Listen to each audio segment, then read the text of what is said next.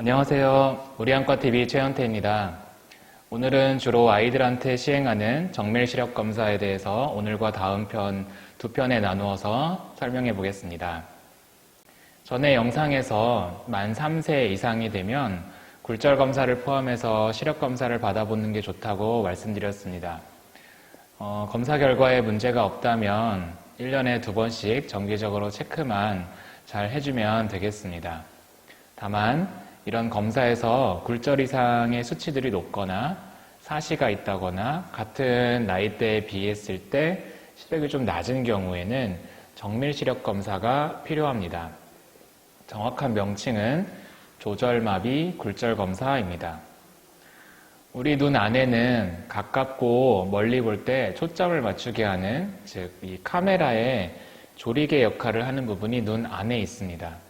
이것을 눈의 조절이라고 하는데요.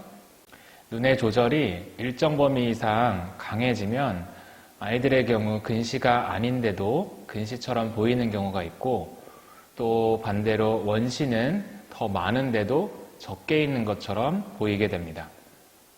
일반적으로 아이들의 경우는 조절력이 어른보다 좋고, 또 어떤 아이들은 월등히 조절력이 좋은 경우도 있기 때문에 일반적인 굴절 검사나 시력 검사로는 정확한 굴절력을 얻을 수가 없습니다.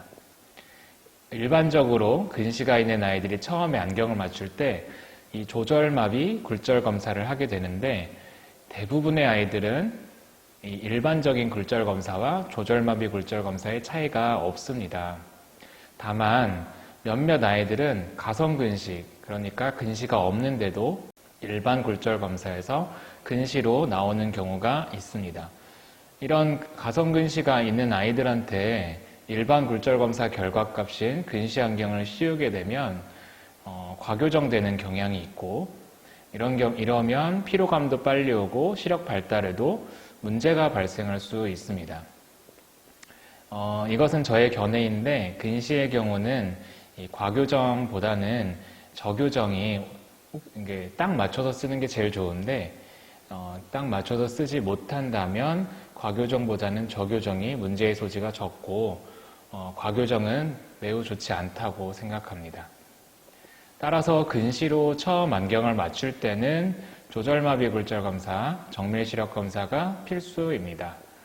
이게 첫 번째였고요. 두 번째는 사시나 약시, 양쪽 시력 차이가 심한 경우, 부등시라고 하는데 이런 경우에 시행해야 되고, 세 번째는 근시 진행이 좀 빠른 경우에 예전에 한번 했더라도 다시 한번 시행해 볼 수 있겠습니다.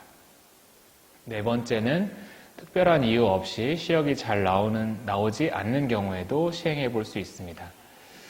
요즘에 이 코로나 때문에 아이들이 학교에 가지 않으면서 수업도 모니터로 보고, 어떤 경우는 패드로도 보고 핸드폰으로도 보고 하다 보니까, 또 집안에서만 계속 생활을 하다 보니까 제 느낌인지 몰라도 최근에 근시 진행이 좀 빠른 것 같은데요.